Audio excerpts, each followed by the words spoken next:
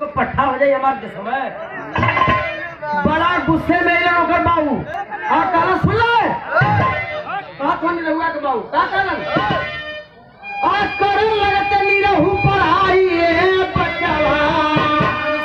और करे लगते नहीं रहू पढ़ाई बचवा और देते अपन पकड़ी आई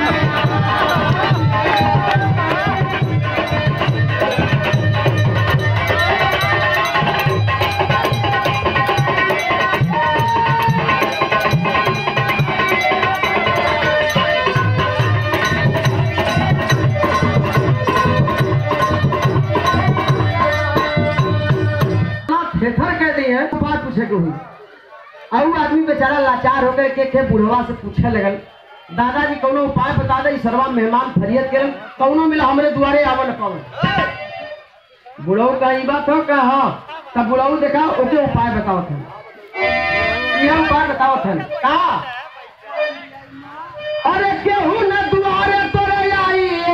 बचावा अरे केहू न दुआरे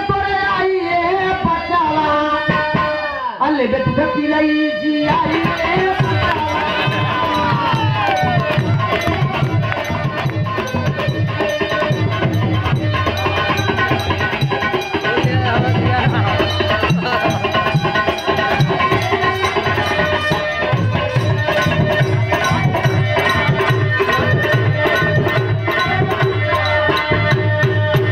राम प्रसाद भैया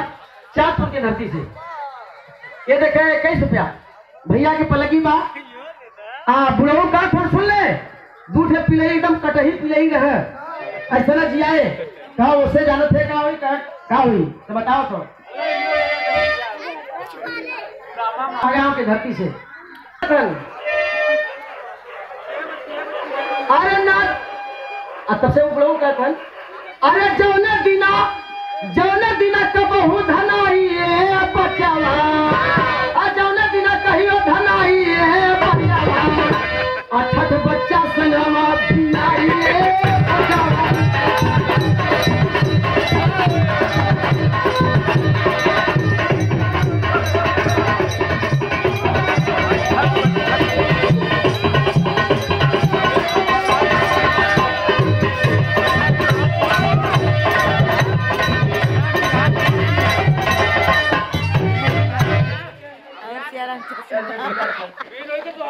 नहीं बेचारी देखे तो कहा तो कहा असुमवा कहेला सुन सनाइए धनिया